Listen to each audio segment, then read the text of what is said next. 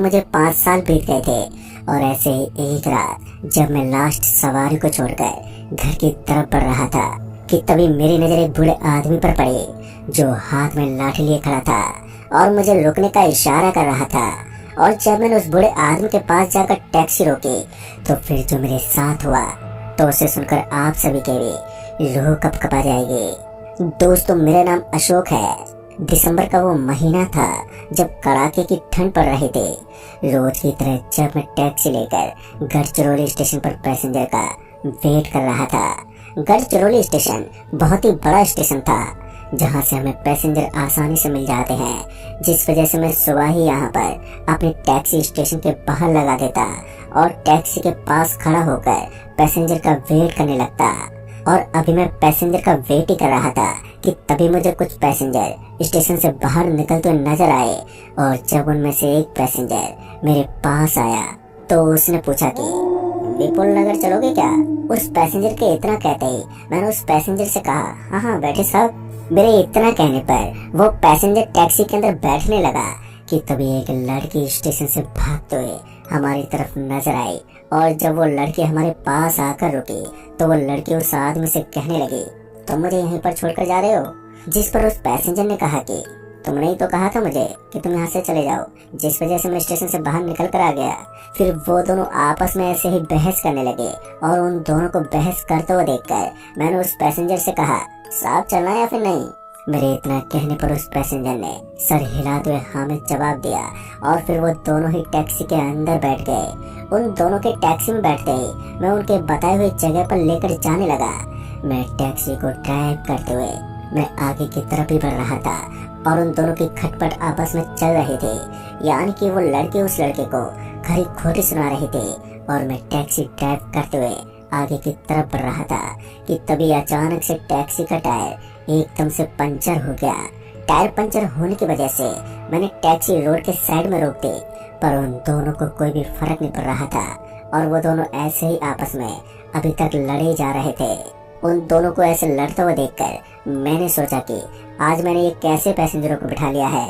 जब से बैठे हैं तब से किच-किच लगाए हुए हैं, यानी कि इन दोनों का मुंह अभी तक बंद ही नहीं था। ये दोनों आपस में लड़े जा रहे थे। उन दोनों की बातें सुनकर अब मेरा सर दुखने लगा था और फिर मैं टैक्सी से उतरकर टैक्सी का टायर बदलने लगा। फिर कुछ समय के बाद जब मैं टायर बदलकर टैक्सी के अंदर बैठा तो अभी भी उन दोनों की बड़बड़ चालू थी और मैं टैक्सी स्टार्ट करके फिर से निकल पड़ा। दोस्तों, कुछ समय के बाद मैं उसके बताए हुए जगह पर छोड़कर मैं स्टेशन की तरफ फिर से बढ़ने लगा, क्योंकि उन दोनों पैसेंजरों से मैं तंग हो गया था और अब दोपहर से शाम भी होने को थी। पर आज मैं 3 से 4 ही चक्कर लगा पाया था, क्योंकि उन दोनों पैसेंजरों की बातों से मेरा सर दुखने लगा था। अभी मैं स्टेशन पर किसी पैसेंजर का दोबारा से वेट ही कर रहा था कि तभी पुलिस इंस्पेक्टर स्टेशन से बाहर निकलते हुए मेरे पास आया और आते उस पुलिस वाले ने मेरी गन चलने के लिए कहा। उस इंस्पेक्टर के इतना कहते ही मैंने उस इंस्पेक्टर को टैक्सी में बैठने के लिए कहा। मेरे इतना कहते ही वो इंस्पेक्टर टैक्सी में बैठ गया। टैक्सी में बैठते ही मैं टैक्सी को लेकर मीरगंज की तरफ निकल गया और अब रोड पर कोहरा भी छाने लगा था, जिस वजह से अब मुझे टैक्सी चलाने में काफी दिक्कत पेश आ रही थी। पर जैसे तैसे करके मैंने उस पुलिस इंस्पेक्टर को उसके बताए गए जगह पर छोड़ दिया। अब मैं घर वापस आ रहा था। रोड पर धुंध होने की वजह से टैक्सी को आहिस्ता ड्राइव करते हुए घर की तरफ मैं बढ़ता जा रहा था कि तभी मेरी नजर रोड के बगल में खड़े एक बूढ़े आदमी पर गई, जो हाथ में लाठी लिए खड़ा था और मुझे रुकने का इशारा कर रहा था। उस बूढ़े आदमी को देखकर मैंने अपनी टैक्सी उस बूढ़े आदमी के पास रोक दी। तो मैंने उस बूढ़े आदमी से पूछा, अरे बाबा, कहाँ जाना है आपको। जिस पर उस बूढ़े आदमी ने बताया कि सिसई जाना है। उस बूढ़े आदमी के इतना कहते ही मैंने उस बूढ़े आदमी को बैठने को कहा, क्योंकि सिसई नाम की जगह मेरे घर के रास्ते में पड़ती थी, जिस वजह से मैंने उस बूढ़े आदमी को बैठने के लिए कहा। फिर उस बूढ़े आदमी के बैठते ही मैं अपनी टैक्सी लेकर घर की तरफ बढ़ने लगा कि तभी मेरी नजर टैक्सी में लगे मिरर पर गई। तो मैंने देखा कि वो बूढ़ा आदमी मुझे एकटक देखे जा रहा था। उस बूढ़े आदमी को इस तरह देखकर मैंने उस बूढ़े आदमी से कहा, क्या हुआ बाबा जो मुझे इस तरह देख रहे हो। मेरे इतना कहने पर उस बूढ़े आदमी ने मुझे कोई जवाब नहीं दिया और वो बस मुझे एकटक देखे जा रहा था। अब ये देखकर मुझे थोड़ा अजीब लगा कि तभी मेरी नजर सामने एक और आदमी पर गई जो मुझे रुकने का इशारा कर रहा था। उस आदमी को देखकर जब मैंने टैक्सी उस आदमी के पास रोकी तो मैंने देखा कि मेरा दोस्त सुबह राम था और उसकी पत्नी जो बाइक के पास खड़ी हुई थी। तो मैंने सुबह राम से पूछा, अरे भाई क्या हुआ? जिस पर उसने बताया कि यार पता नहीं अचानक से बाइक बंद हो गई है। मैंने बहुत कोशिश की बाइक स्टार्ट करने की पर स्टार्ट ही नहीं हो रही है। दोस्तों सुबेराम की ये बात सुनकर मैंने उन्हें टैक्सी में बैठने के लिए कहा। इतना बोल तो जब मैंने पीछे की सीट पर अपनी गर्दन घुमा कर देखा तो उसे देखकर तो मेरे होश उड़ गए। दरअसल मैंने देखा कि वो बूढ़ा आदमी टैक्सी के अंदर नहीं था। अब ये देखकर मैं अंदर से कांप गया था। अभी मैं उसे और ही देख रहा था कि तभी सुबेराम ने कहा, क्या हुआ भाई? उसके इतना कहने पर मैंने उसे सारी बात बताई, जिस पर उसने बताया कि मैंने तो किसी बुरे आदमी को नहीं देखा। जब तुमने टैक्सी मेरे पास रोकी थी तो टैक्सी के अंदर तुम अकेले ही थे। अब सुबेराम की ये बात सुनकर मेरे तो होश पूरी तरह से उड़ गए थे। फिर मैं मन ही मन ये सोचने लगा कि मैंने तो कुछ समय पहले एक बूढ़े आदमी को अपने टैक्सी में बिठाया था, तो अब वो बूढ़ा आदमी अचानक ही कहाँ गायब हो गया। पर मुझे ये समझते देर नहीं लगी कि वो बूढ़ा आदमी कोई इंसान नहीं बल्कि वो एक प्रेत था। और तभी तो वो प्रेत मुझे बार बार घूर कर देख रहा था। अभी मैं इसी सोच में था कि तभी सुबेराम और उसकी पत्नी टैक्सी के अंदर आकर बैठ गए। उनके बैठते मैं यही सोचते हुए टैक्सी लेकर घर की तरफ निकल पड़ा कि तभी मेरी नजर उसी बूढ़े आदमी पर गई जो कुछ समय पहले टैक्सी में बैठा था, जो अब रोड के दाईं तरफ खड़ा होकर मुझे फिर से टैक्सी रोकने का इशारा कर रहा था। उस बूढ़े आदमी को देखकर डर की वजह से मेरे सर से पसीना टपकने लगा और मेरे हाथ पैर भी कांपने लगे, जिस वजह से टैक्सी इधर से उधर जाने लगी।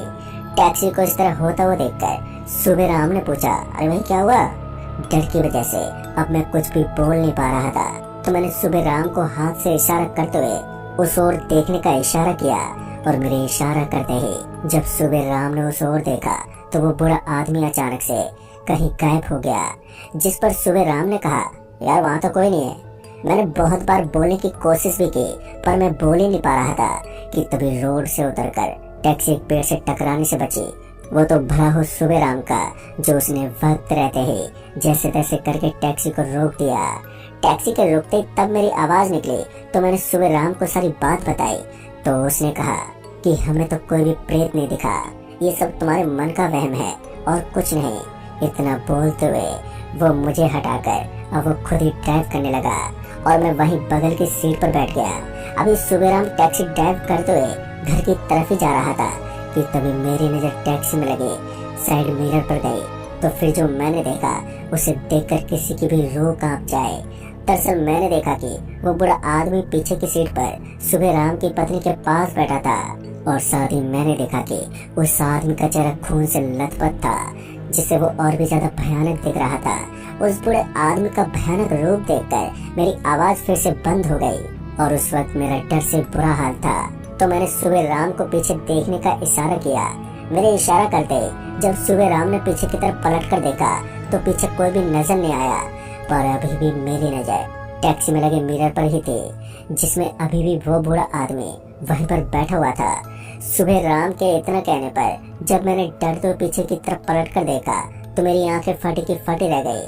पर हैरान की बात तो ये थी कि जब मैं पीछे पलट कर देखता तो सीट पर वो आदमी मुझे नहीं दिखाई देता, और जब मैं सामने शीशे में देखता तो वो आदमी मुझे उस शीशे में दिखाई पड़ता।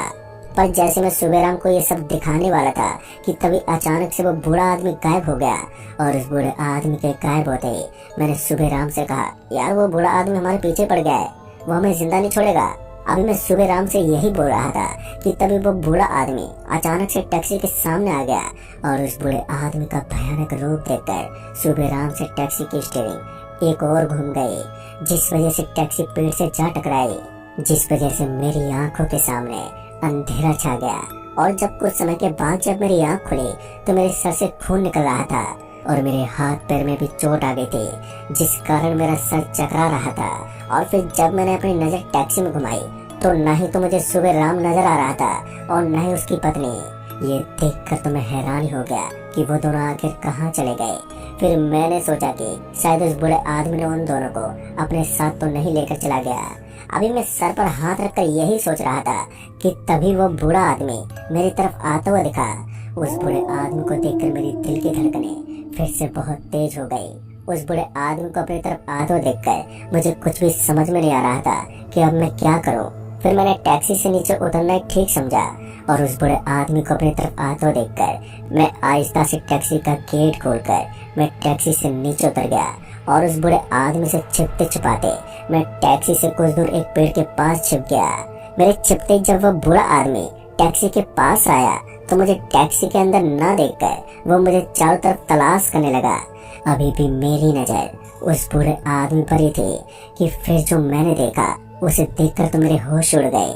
दरअसल मैंने देखा कि सुबह राम और उसकी पत्नी वो दोनों भी उस बूढ़े आदमी की तरह हो गए थे जो टैक्सी की तरफ बढ़ रहे थे और वो दोनों भी मेरी तलाश करने लगे। काफी देर तलाश करने के बाद जब मैं उन्हें नहीं दिखाई दिया तो फिर वो उसी तरफ लौट गए। उनके जाने के बाद भी मैं कुछ देर तक उस पेड़ के पास बैठा ही रहा और कुछ समय बीत जाने के बाद जब वो मुझे नहीं दिखाई पड़े तो मैं वहां से निकलकर रोड पर आ गया। और जैसे मैं रोड पर पहुंचा कि तभी मुझे एक ट्रक आता हुआ दिखाई पड़ा। उस ट्रक को देखकर मैं उस ट्रक ड्राइवर को रोकने का इशारा करने लगा और मुझे इशारा करते हुए देखकर उस ट्रक ड्राइवर ने ट्रक रोक दी।